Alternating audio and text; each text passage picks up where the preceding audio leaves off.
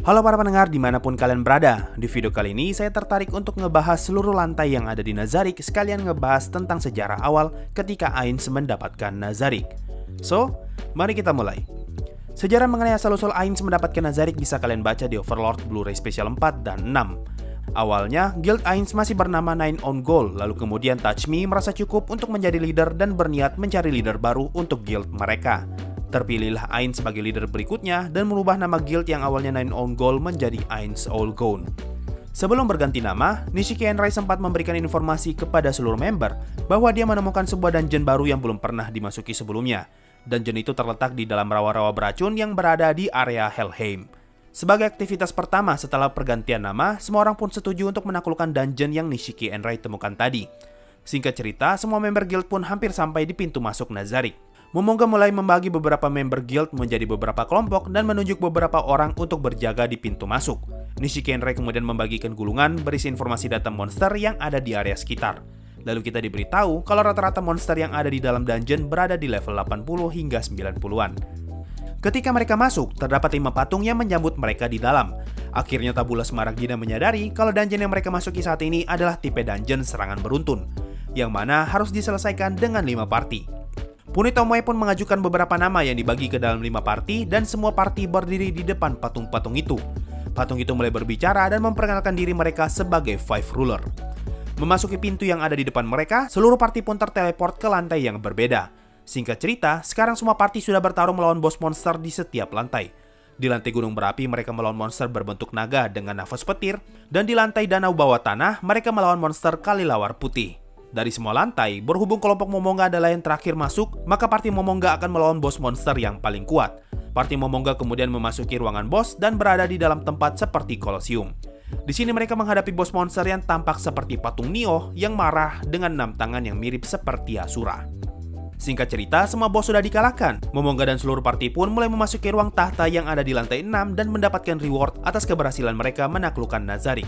Hadiah yang mereka terima adalah hak milik Dungeon Nazarik, XP pool untuk NPC sebanyak 2750 level, dan satu word class item yaitu Throne of the King. Setelah mendapatkan Nazarik, mereka pun membuat para NPC baru untuk menjaga setiap lantai dan menambah beberapa lantai lagi. Awalnya Nazarik hanya memiliki 6 lantai, yaitu area makam, area danau bawah tanah, area glacier, area hutan, area gunung berapi, dan ruang tahta. Lalu ditambah menjadi 10 lantai, di mana area makam dibagi menjadi 3 lantai, penambahan lantai ke-8 dan juga lantai ke-9. So, itu tadi adalah sejarah singkat Momonga dan teman-temannya mendapatkan Nazarik sebagai guild base mereka. Sekarang adalah penjelasan untuk di setiap lantainya. Pertama, mari kita bahas permukaan Nazarik. Awalnya Nazarik berada di tengah-tengah rawa beracun. Hal ini bisa kita lihat di awal episode 1, di mana terdapat player yang mencoba memasuki Nazarik. Terlihat dengan jelas di sini kalau Nazarik dikelilingi rawa beracun berwarna ungu dan banyak pepohonan serta bebatuan. Di sini juga terlihat para pop monster yang muncul di sekitar Nazarik berupa Skeleton dan Death Knight. Ini yang menjadi alasan kenapa Ainz terheran ketika mendengar laporan Sebas yang mengatakan kalau sekeliling Nazarik sekarang berubah menjadi tanah lapang. Agar bisa menyembunyikan Nazarik, Ainz kemudian memerintahkan Mare untuk menutupi tembok luar Nazarik dengan tanah sehingga tampak seperti bukit. Proses ini bisa kita lihat di episode 2 Overlord. Nah, hasil kerja keras Mare menyembunyikan Nazarik bisa kita lihat di season 2 episode 1. Lalu di season 3 episode 7, para worker menemukan lokasi Nazarik yang tersembunyi. Mereka kemudian meruntuhkan sedikit bagian bukit yang menutupi Nazarik agar mereka bisa masuk ke dalam. Jalan masuk yang para worker buat ini bisa kita lihat di season 3 episode 9, di mana terdapat semacam bagian yang longsor. Seperti yang Sebas bilang tadi, Nazarik berada di tengah tanah lapang. Lalu kemudian muncul saran untuk membuat beberapa bukit lain agar bukit yang mengelilingi Nazarik tidak terlalu mencolok. Nah, salah satu bukit kecil yang Mare buat di sekitar Nazarik bisa kita lihat di episode 7, tempat Hekeran dan teman-temannya berdiri. Lalu ketika Jerkniff datang mengunjungi Ainz di season 3 episode 9. Di situ kita bisa lihat kalau terdapat gubuk kayu yang dipasangkan dengan sihir gate, sehingga bisa menjadi jalan pintas bagi mereka yang ingin keluar masuk Nazarik. Yang membuat gubuk itu adalah Aura. Kalau kalian ingat di season 2 episode 1, di situ terlihat kalau Aura sedang memimpin proyek untuk mengumpulkan kayu. Nah, salah satu yang Aura buat dengan kayu itu adalah gubuk tadi. Oke, sudah cukup dengan permukaan Nazarik. Sekarang mari kita pindah ke lantai 1 hingga lantai 3. Nama lantai ini adalah Grave atau makam dan dijaga oleh Shaltir Bloodfallen. Seperti yang saya bilang tadi, awalnya lantai ini hanyalah 1, lalu kemudian dibuat menjadi 3 lantai yang berbeda. Ini yang menjadi alasan kalau kalian lihat di ilustrasi lantai Nazarick, lantai 1-3 semuanya berada di level atau ketinggian yang sama. Karena awalnya ini memang hanyalah satu lantai. Maka sangat masuk akal jika hanya butuh satu floor guardian saja untuk mengurus 3 lantai ini. Di lantai ini terdapat beberapa area yang sudah diketahui. Pertama adalah Black Capsule yang berada di lantai 2 dan dijaga oleh Kyohuko. Kedua adalah area jembatan tali yang terlihat sudah sangat tua dan seperti mau putus. Di bawah jembatan itu terdapat banyak mayat yang tak terhitung jumlahnya seperti menunggu orang yang melewati jembatan itu untuk terjatuh. Ini juga ada di lantai 2. Ketiga adalah Adiposir Chamber yang merupakan kamar pribadi Shaltir. Ini pun berada di lantai 2. Dan keempat adalah Windowless Underground Chapel, yang mana tidak diketahui apakah tempat ini berada di lantai 3 atau lantai 2. Seperti namanya tak berjendela, tempat ini sangatlah gelap. Saking gelapnya, dikatakan kalau kita tidak bisa melihat tangan sendiri meskipun sudah diletakkan di depan wajah. Tempat ini merupakan bekas tempat para patung Five Ruler berada dan kemudian diganti dengan bendera Ainz Ol Gown. Sekarang kita pindah ke lantai 4. Ini adalah lantai yang dijaga Gargantua dan merupakan area berupa danau raksasa yang berada di dalam gua. Setahu saya, sepanjang cerita Overlord, kita belum pernah disinggung sama sekali tentang tempat ini. Mari kita lanjut ke lantai 5. Ini adalah area glasier yang dipenuhi dengan es dan dijaga Cocytus. Di volume 11, Ainz pernah mengatakan kalau dia sempat melewati danau di lantai 5 dan melihat monster seperti ular raksasa yang berenang di bawah danau. Ainz pun mengatakan kalau lantai 5 memang didesain untuk memberikan rasa tidak nyaman kepada siapapun yang melewatinya. Area yang sudah diketahui di lantai ini adalah Snowball Earth yang merupakan ruangan Cocytus dan Frozen Prison yang merupakan area berbentuk seperti kastil di dalam dongeng. Di area Frozen Prison ini terdapat Nigredo yang berjaga di area atas dan Neuronis yang berada di bawah tanah. Selanjutnya adalah lantai 6. Ini adalah area hutan yang dijaga oleh Aura dan Mare. Langit di lantai ini adalah langit palsu yang bisa berubah-ubah dari siang menjadi malam, layaknya langit normal dikarenakan Blue Planet telah menciptakan matahari buatan. Di Overlord First Half Chapter 79, dikatakan kalau lantai 6 adalah lantai terluas dengan luas 4 km persegi, di mana area tengah lantai ini adalah danau luas. Kalau nggak salah, area danau ini sempat diperlihatkan di Season 3 Episode 1 ketika Albedo memanggil Bicorn. Sebagian besar di area lantai ini bukanlah hutan biasa, melainkan hutan rimba. Sedangkan area kosong hanya sekitar 20% dari luas lantai ini.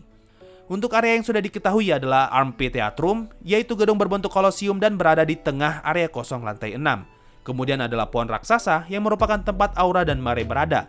Selanjutnya adalah Green Hole yang merupakan tempat para Lizardmen dan makhluk New World lainnya yang diperbolehkan hidup di area hutan Nazarick. Dan sebuah lubang raksasa yang merupakan tempat area Guardian bernama Gashoku Kocho berada. Next adalah lantai 7 yang merupakan area berapi dan dipenuhi lava. Lantai ini sudah dimodif oleh Ulbert agar bisa menyesuaikan dengan keperluan dan kemampuan Demiurge. Area yang sudah diketahui di lantai ini hanyalah Blazing Temple yang merupakan tempat tinggal Demiurge dan para bawahannya yaitu Seven Evil Lords, dan River of Lava yang dijaga oleh Gurren. Selanjutnya adalah lantai 8. Penjelasan lengkap lantai ini sudah pernah saya bahas, jadi kalau kalian pengen tahu dan belum tonton, silahkan tonton video itu. Intinya, ini adalah lantai terkuat di Nazarick dan dijaga oleh victim yang tinggal di area bernama Sephiroth. Lantai ini juga adalah yang paling berbahaya, bahkan bagi NPC sekelas Floor Guardian sekalipun. Para penduduk di lantai 8 disebut sebagai Eighth Floor Hierarchy, dan juga merupakan tempat Rubedo disimpan. Di lantai ini juga terdapat area Cherry Blossom Sanctuary yang dijaga NPC level 100 bernama Aureole Omega, yang merupakan member termuda Pleiades sekaligus ditunjuk untuk menjaga staf Ainz Ol Gown yang asli. Ada satu hal yang menarik di lantai 8 ini. Nama resmi lantai ini kalau dalam bahasa Inggris adalah Wilderness, yang berarti gurun. Tapi di beberapa translasi Indonesia, ada yang menyebut kalau lantai 8 adalah hutan rimba, yang mana translasi itu salah. Jadi, buat kalian yang bilang lantai 8 itu hutan rimba, Anda salah besar. Kalau nggak percaya, silahkan cek sendiri ilustrasi lantai 8 Nazarick yang dibuat Sobin Sensei. Apakah itu terlihat seperti hutan rimba, atau terlihat seperti gurun pasir? Makanya kalau kalian baca di translasi Inggris, mereka menggunakan nama Wasteland yang berarti gurun agar menghindari kesalahpahaman. Oh ya, satu lagi, semenjak Ainz terkirim ke New World, Ainz segera menutup dan melarang akses bagi siapapun yang ingin masuk ke lantai 8. Jadi kalau melewati rute teleportasi di tiap lantai, maka mereka akan terkirim dari lantai 7 langsung menuju ke lantai 9. Hanya saja lantai 8 tetap bisa diakses dengan melalui Blazing Temple di lantai 7. Lanjut lagi, yaitu lantai 9. Lantai ini bisa dibilang sebagai hotelnya Nazarick. Di sini terdapat banyak ruangan untuk kamar para NPC serta Supreme Being. Lantai ini juga merupakan tempat meja bundar yang ada di episode 1 Overlord. Di sini juga terdapat kamar mandi yang muncul di season 3 episode 1. Di sini juga terdapat kantin tempat para homunculus maid makan, terdapat bar yang biasanya digunakan para NPC untuk bersantai, bahkan kamar untuk trainer pun disiapkan di lantai ini juga. Di lantai 9 tidak terdapat floor guardian, hanya saja di volume 14 kemarin, Ainz mengatakan kalau Sebas bisa dianggap sebagai floor guardian untuk lantai ini. Dan terakhir adalah lantai 10. Ini merupakan ruang tahta sekaligus sebagai ruang terakhir di mana para penyusup akan melawan 41 Supreme Being. Ainz juga mengatakan di volume 14 kemarin kalau Albedo bisa dianggap sebagai floor guardian di lantai 10. Di lantai ini juga terdapat beberapa area, yaitu Lemegeton yang merupakan ruangan berisi golem ciptaan Lucifer yang bertindak sebagai garis pertahanan terakhir. Lalu perpustakaan besar Ashurbanipal yang dijaga oleh NPC bernama Titus. Ini merupakan area di mana seluruh data item, monster, buku, mercenaries, dan gulungan sihir tersimpan. Dan terakhir adalah ruangan para Pleiades yang terletak tepat di dekat jalan masuk lantai 10. So, itu tadi adalah seluruh lantai yang ada di Nazarick. Kalau ruang harta juga dihitung, maka ini adalah tempat yang dijaga oleh Pandora Actor. Semua harta benda dan kekayaan Nazarick tersimpan di ruangan ini. Satu-satunya cara untuk memasuki ruang harta hanyalah dengan menggunakan Ring of Ainz Olgon. Hanya saja jika menggunakan cincin itu hingga melewati batas tertentu, maka seluruh golem yang menjaga ruang harta akan aktif dan menyerang orang itu. Mungkin itu saja untuk pembahasan kali ini. Makasih semua yang sudah mendengarkan sampai di titik ini. Sampai jumpa di video berikutnya. Dan bye-bye. Yo, waktunya saweria. Ada dari KHP. Ini orang entah datang dari mana, tiba-tiba ngasih saweran yang sangat-sangat lumayan banyak. Sepertinya orang ini terinspirasi dari Jubi ZA yang mana donasinya berkali-kali untuk menyampaikan satu pesan yang saling terhubung. Semangat terus biar bisa lanjutin ngebahas Overlord. Sekedar uang jajan. Makasih banyak bro atas uang jajannya. Ada dari Stardust. Hey Sensei, light novel Overlord ada yang versi Inggris gak? Kalau ada, beli atau nyarinya di mana? Kalau kalian pengen beli light novel Overlord bahasa Inggris yang resmi, kalian bisa cek di Tokopedia. Saya sudah coba cek di Bukalapak, Shopee, dan Tokopedia, tapi saya menemukan Tokopedia yang paling banyak menjual light novel. Dan salah satu seller rekomendasi saya di Tokopedia adalah toko bernama Genkai Books. Kalian bisa cari aja di Tokopedia atau buka aja link yang ada di deskripsi di setiap video pembahasan Overlord saya. Ada dari Hamba Santuy, Bang, jangan lupa bernafas. Anda tidak perlu ingatkan, saya pasti selalu ingat bernafas. Dan terakhir ada dari Mirek. Pico, waifu terbaik. Hei Anda, cepatlah tobat sebelum semuanya terlambat. Karena sepertinya Anda berada di jalan yang salah. Terima kasih semua yang sudah donasi sampai saat ini. Sampai jumpa di video berikutnya. Dan bye-bye.